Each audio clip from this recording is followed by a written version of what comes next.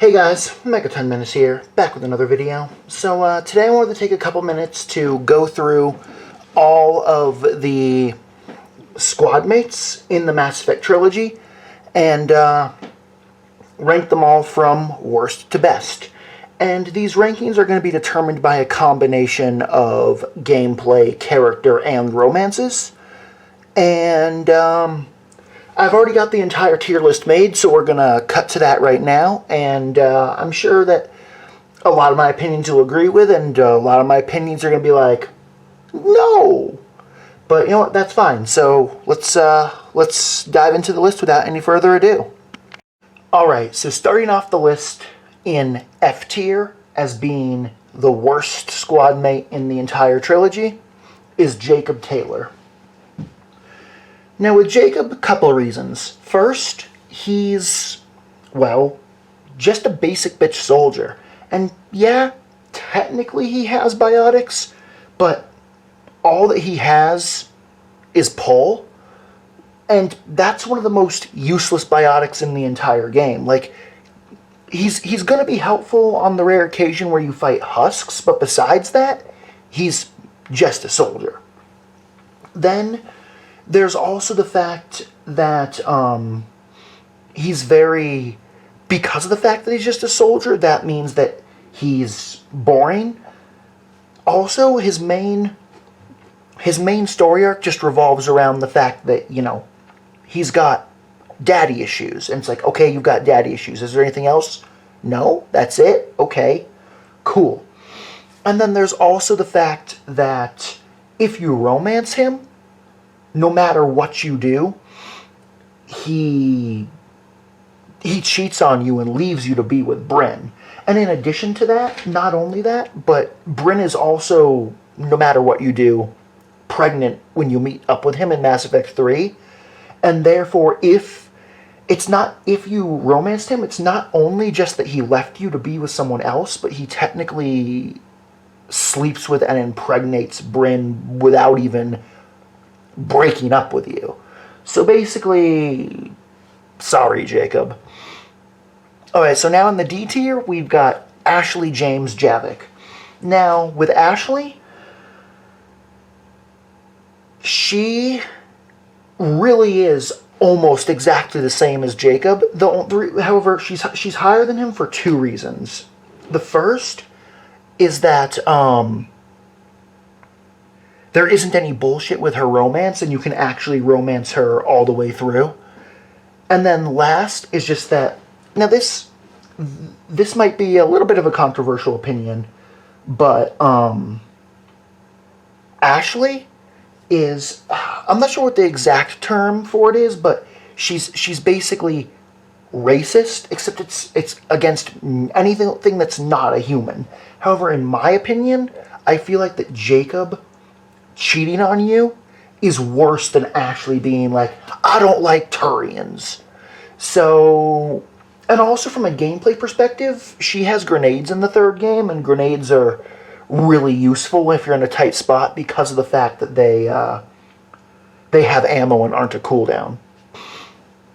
And then we have James Vega. Now, Vega is yet another character that's just a soldier. However, I think that that they actually did a really good job developing him in Mass Effect 3, and that despite the fact that he's only in one of the 3 games, he's almost as flushed out as a lot of the characters that have multiple appearances. And he's also a really good tank when it comes to like both health and shields. So even on the higher difficulties, if you put Vega on your team, he's going to be a squad mate that doesn't really go down when you're in combat, which is nice. However, it's also true that as a character, he's not unique and is basically the same as Ashley and Jacob. So now we move on to Javik. Now, Javik, I actually like Javik, as in, he's a powerful unit with both guns and biotics, and he's likable and he's entertaining when he's on screen, but the problem with Javik is that he starts Mass Effect 3 as an asshole that hates primitive, and he ends it as an asshole that hates primitives. Like, the biggest problem with Javik and why I can't put him any higher is because he doesn't grow as a character throughout the course of the trilogy. So now, as we go into C tier, we start off with Zaid. And Zaid easily could have had the same problem as Javik, except unlike Javik, he actually grows as a character a little bit. Because first of all, not only can you push Zaid down the Paragon path a little bit in Mass Effect 2 by saving the refinery workers and then Paragon speech checking Zaid to have him still be loyal despite the fact that Vito got away. But also just in Mass Effect 3, because of the Citadel DLC and things like him developing an attraction to Samara and the claw machine game, that just adds a little bit more depth to his character and allows me to put him, well, a little higher. Now, Samara. Samara, now, I do feel like that her story with her daughters and the Justicars and Ardat Yakshis is interesting, but at the end of the day, she is kind of just like an emotionless cop that plays by the rules, and she, like Zaid, does get expanded a little bit in 3 because you can romance her in the Citadel. Also, when it comes to gameplay, she is actually a pretty useful squad mate in Mass Effect 2 because of the ability to reave. And yeah. Alright, so now moving on to Kaidan. And Kaidan is also really interesting because in Mass Effect 1, he basically just is a soldier. Because in Mass Effect 1, they basically wanted to make it so that regardless of who died of Ashley or Kaidan on Virmire, it wouldn't really affect your gameplay that much. But, like, Kaidan's saving grace is Mass Effect 3, because not only does he really mature as a character quite a bit if he's alive in Mass Effect 3, but he's also useful on a team because he has a couple biotic powers, because he has barrier and reave, and that on top of his combat powers makes him a well-balanced squad mate. Now, like, he's definitely he's a great example of a character that's in the category of like jack of all trades, master of none. So he's not OP, but he's useful in almost every situation. Also, for some reason, even though his romance with FemShep is the same as his romance with MaleShep, for some reason the gay MaleShep romance always just makes me laugh and smile. But I don't really know how to explain why.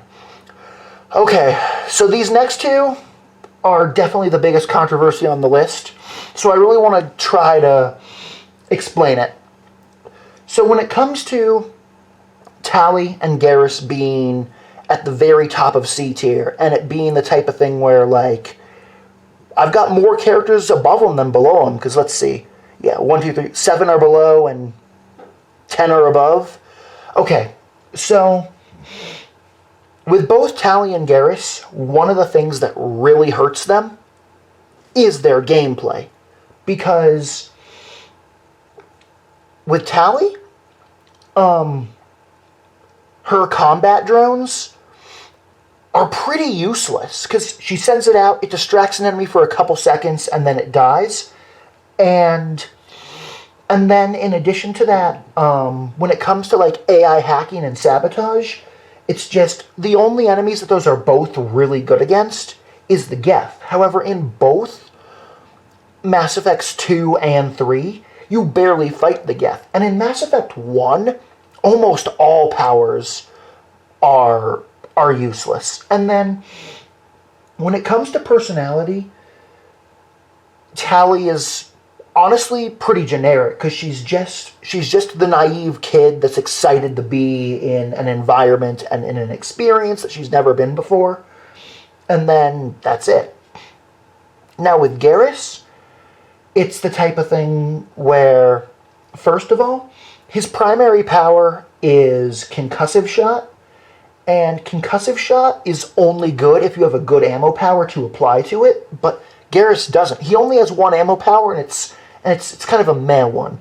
Also, the proximity mine he has in 3 is also not very good, because you sit on the ground and you have to lead an enemy over to it. Like, it would be much better if he just had an actual grenade. And then in terms of personality, he's just like, the generic disgruntled cop who thinks that the system is broken because the system stabbed him in the back. And that's it. Also, both Tali and Garrus fall into this weird category of, they both feel very overhyped by the community for me. And I feel like that the reason why Tali and Garrus are the most popular characters in the game in most people's opinion isn't because they're the best. It's because they're the only characters that are with you in all 3 games. Hopefully I explained well enough, but if not, sorry. So now moving on to B tier. So first of all, we have Kasumi Goto. Now, Kasumi is here for many reasons. First, I really like how different her loyalty mission is in Mass Effect 2 in terms of gameplay, because, yeah, there's a little bit of shooty shoot at the end, but it really is mostly like a stealth reconnaissance mission. Then, in addition to that, with her abilities being Overload and the Tactical Cloak, it makes it so that, like, she's great at destroying shields and fleshies and doing a huge amount of single target damage. And also just the fact that she's got that ability that no one else has is cool. And also, in addition to that, she is pretty charming and charismatic. Also, the specific combination of keeping Keiji's gray box and choosing Synthesis is also really cool, because that ending effectively brings Keiji back from the dead and gives Kasumi a happy ending. And I like that. Also, I think another factor of it is that in Mass Effect 2, my favorite weapon in the entire game is the Casa Locust, and you get that weapon in her loyalty mission. And now, admittedly, Kasumi's placement is definitely more so based off of gameplay than character, but she definitely is fun. And she's also another one of those characters where a lot of her best moments are from the party portion of the Citadel DLC. And yeah, so moving on to Thane. Now, with Thane, I actually do not enjoy Thane's gameplay as a squad mate at all. I feel like that basically, like, having him use warp is basically all that he's good for from a gameplay perspective. So he, unlike Kasumi, is completely carried by his narrative, just because I feel like that the concept of an assassin who doesn't like the kill, and he's dying from a rare disease, and he feels it's poetic justice, and that he ultimately sacrifices himself to broker peace. He sacrifices himself, and it results in peace between the Solarians and the Krogans. It just makes him really likable, and he's also just a really great example of a character that's cool, and he's dark, but he doesn't feel needlessly edgy. So, yeah. Now let's move on to Liara. So, with Liara,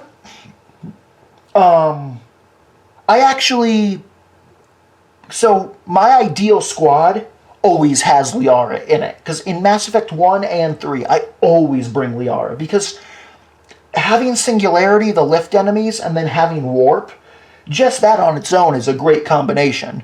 So I do love her, and and Warp Ammo too. So when it comes to why isn't she at the top, well, it's actually because as much as I love Liara, she's also kind of a Mary Sue, because the fact that like her powers are great, she's one of the only characters that you can romance no matter what, and like she's cute and hot, she's naive, she can use the best weapon classes in the game, and she gets the Shadow Broker buff. It just the fact that she's, for lack of a better way to put it, too good makes it knocks her down a couple pegs. And I know that might be a little bit of a weird reasoning, but it's genuinely how I feel.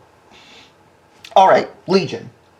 So, Legion is a weird one, because Legion, like Garrus and Tali, is not that useful in actual combat, because he's a sniper, and snipers don't do that much damage because the AI is not good at getting headshots, and also his drone sucks for the same reason as Tali's. But the reason why he's so high up is because just going into when I played Mass Effect 2 for the first time, getting a Geth as a squad mate is something that I was not expecting, and I definitely thought that that's something that we would never have happen. So just the fact that it's like, yes, a Geth squad mate makes him, well, really cool. And I also think that they did a great job at making it so that this robot that is essentially like, 1,138 AIs just jammed into one body, still feel like a person, and he doesn't just feel fake. He feels real, just like everyone else in the cast. And the fact that they pulled that off with a Geth is great. And then also, in addition to that, the fact that in Mass Effect 3, he sacrifices himself in order to establish peace between the Geth and the Quarians also has just always really, really hit. Now, when it comes to EDI, this is on here. She's on here for a lot of reasons. First, gameplay. She has Overload and she has Incinerate, which means it is not an exaggeration to say that she is good against everything. Like, literally, okay, technically not biotic barriers, but shields, health, armor, she fucks all three of those things. So she's just one of the most useful squad mates to have, because if any enemy is being tankier than you want them to be, EDI can deal with it. Fuck yeah. Also, in addition to that, because of her other abilities with like decoy, if you want to build her as a tank who just never goes down, you can do that too. Now, that's not the way I like to build her for damage, but she can be a really good tank too. Then, in addition to that, her relationship with Joker is actually one of my favorite relationships and romances in the entire game, despite the fact that it's not a Shepard romance, and it's one of the ones that you have the least amount of control over. But I really do, because I think that Joker and EDI really do have good chemistry and are a match made in heaven, and that they nailed that shit. Alright, so now we move on to our top tiers. We move into A rank. So we start off with our boy Grunt. So, Grunt, gameplay-wise, it's the fact that he can do big damage with Concussive Shot, and then he has Inferno ammo, so that makes his Concussive Shot really good, because it's like, yeah, it messes up health and armor. Because like with Garrus, he's got Disruptor ammo, so his Concussive Shot sucks, because it's just shields. But with Grunt, nah, health and armor, baby. Then there's also the fact that he's incredibly tanky. He's one of the hardest squad mates to have go down in Mass Effect 2.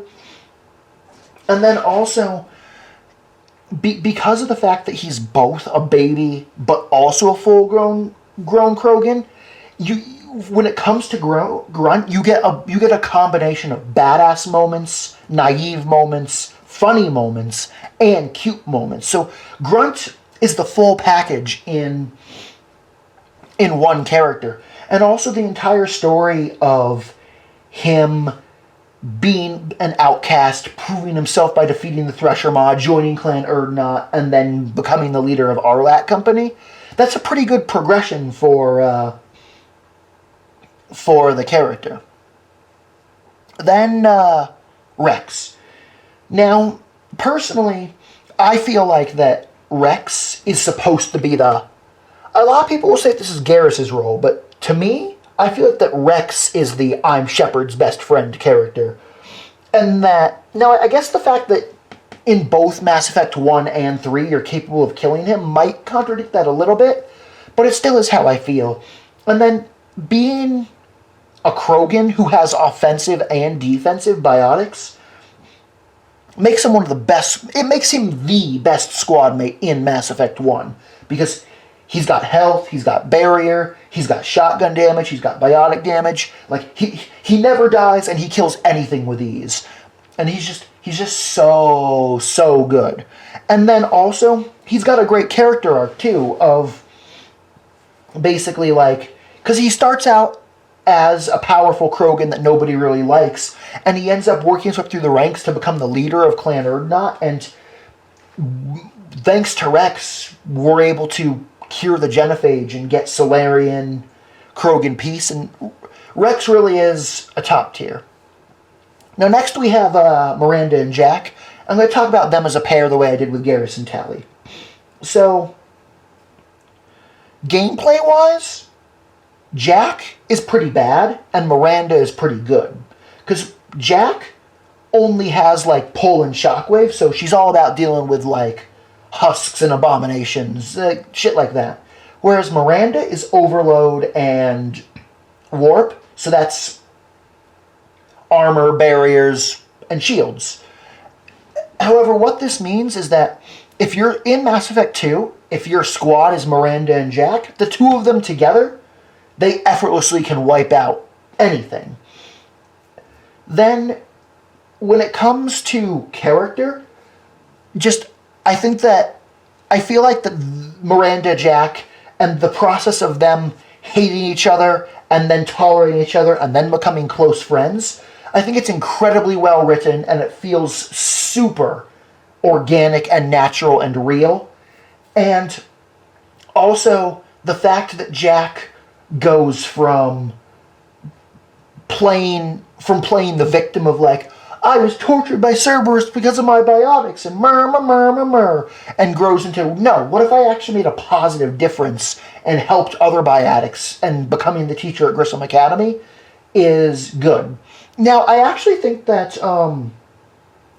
Jack's self-contained character arc is probably better than Miranda's, but Miranda is technically higher than her because she gets bonus points due to the fact that she's better in combat, and due to the fact that, like, and the fact that she's a little cuter, and also the fact that, yeah. So, that just brings us into our top tier of Mordin Solus. Now, I don't think anyone's going to have any problems with this, because, first, gameplay-wise, like, Incinerate and Neural Shock.